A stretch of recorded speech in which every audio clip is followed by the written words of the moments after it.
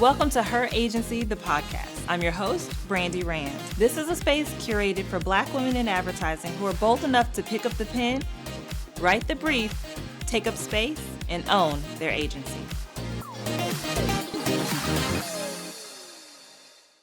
What we find that Black women are craving is just like the opportunity to connect and like have these conversations where it's like what's understood doesn't have to be spoken. And so when we do our in-person events or when we are sharing, memes and things on social, it's because these are our experiences. And that's what I think what people like gravitate to. There's just like nothing like seeing other people that look like you enjoying something that you're enjoying and being able to do it together. It's so important. Once you can see a thing, you can definitely be a thing. I think that the state of DE&I is definitely under attack, and it's under attack at the highest levels. However, I don't see it as a sign for me and for others that are committed to this work to give up. And so what do I mean by that? Okay. So there aren't a lot of jobs listed as DE&I, but that doesn't mean you stop doing the work. Okay. We all have our own unique set of skills, knowledge, and abilities, and we can rope that DE&I into anything we do. It's about the core values that we have and we take with us. It's about the circles that we run in with our networks. It's about the decisions that we make every day. That's how you keep that going, because people can like tear down programs or say they're not going to have a DE&I team or a DE&I department. So that means you're supposed to stop doing the work. Right, you just stop, right. Yeah, no, because that's what people want you to think. Absolutely. People want you to think that if they cut these programs or no longer offer these jobs that were really just thrown out as, like you said, a performative thing to do. Right. Whereas before I even became a chief diversity officer, I've been doing it for 16, 17 years as an HR executive. Yeah. So I see it as a very important discipline and a very important part of what I do, whether it's leadership development, roping that into diversity, and also mentoring and advising leaders to always show up for others, not just yourself. Absolutely. So you don't, even though it's under attack right now, that doesn't mean that it hasn't existed prior to 2020 and it's gonna keep on going. That's what it's called today. As we were talking about before, it could be called something else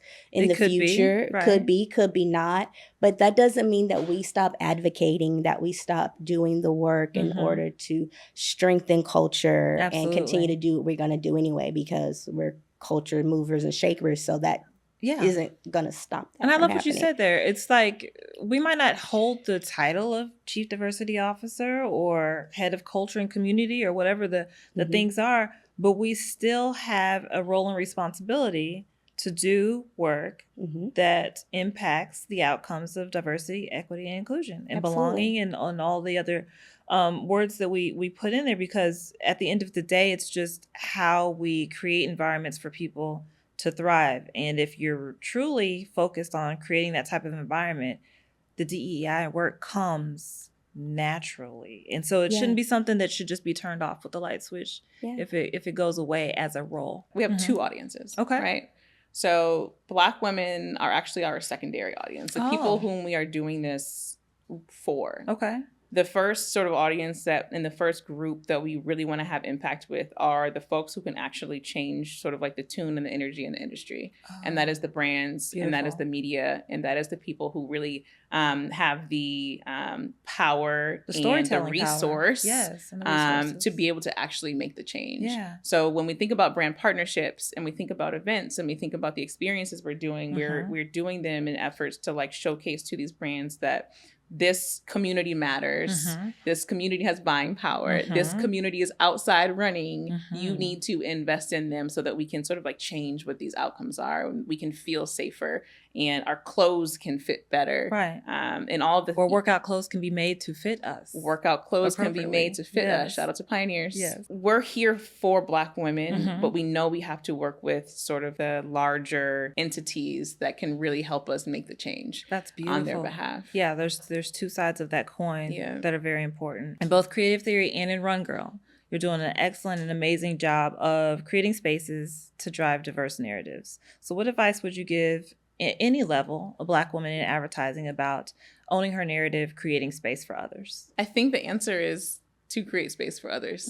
I think one of the things that I'm really proud that I get to do at Creative Theory is lead an incredible group of Black women. But I do my best to lead in partnership with them, give them space to uncover their own ideas, give them space to solve problems, not be that like micromanager. So I think from like a leadership perspective, especially with your teams, it's just like making sure you're creating space for people to explore and uncover and solve the problems and do the things that they need to do for the work with your encouragement and not always because of your directive. I just want to shout you out for just personifying what it means to be somebody that is collaborative in building community. That is so dope. And I don't know like how you move in your agency space, but I feel like it's more of the same, because for you just to be so down and just like on go is really what we need, especially with the current state of the things, as far as Black women are concerned and how we're feeling about recent political things. But just thank you for just being dope and down to be here today. Thank you, Brandi, for that. You were speaking my language. Okay. Right? Like we all know it goes down in the DM. I get tons of messages from people, with different opportunities. And you were talking about community and sisterhood and Black womanhood and agency and what that means to hold agency, especially in our industry. I was like, no questions asked. Let's do it. Where do you sign me up? Oh my God, that's so dope. That's so dope. So here we are. Here we are. And I'm so glad to have you on the inaugural season of Her Agency, the pod. Give it up. Hey. Yes. So what I want to ask you, like I asked everybody, what is the one time that you're most proud of when you leveraged your agency in your career? I'm sure there's many. There are many, yes. I'm sure. I'm sitting here and like going through the file cabinet.